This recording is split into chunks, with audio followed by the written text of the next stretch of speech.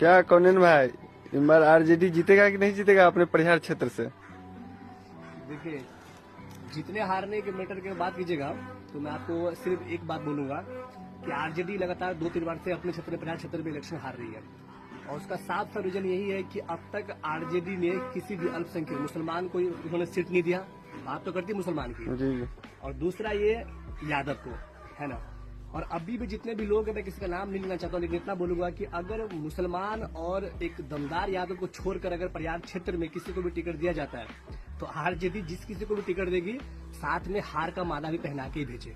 क्या है? क्योंकि सिंपल सी बात है, यहाँ पर आपको पता है कि पूरे बिहार में जाति पाति का ही इलेक्शन होता है और मैं बोलना नहीं चाहता हूँ, है ना, लेकिन बस इतना समझ लीजिए कि इन दोनों में से किसी को अगर टिकट नहीं मिलेगा तो ये बात आप समझ लीजिए कि फिर से जो वर्तमान में विधायक है उनकी ही जीत निश्चित तौर पर है।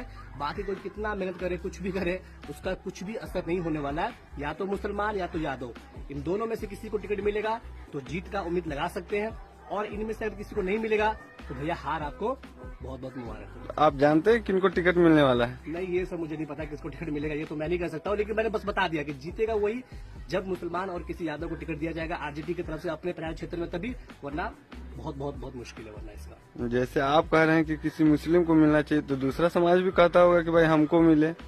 जिस समाज के इससे मतलब है ना, ठीक है, बहुत समाज बोला, हर कोई 3 बार यही होता रहा है। जिसको टिकट दिया जाता है उसकी जाति को लोग उसको वोट नहीं देता है। आप बताइए, आरजेडी में जिसको टिकट मिला था पिछले बार, ये है ना, उसकी अपनी जाति को लोगों ने उसको वोट नहीं दिया तो कहां से जीतेगा बताइए।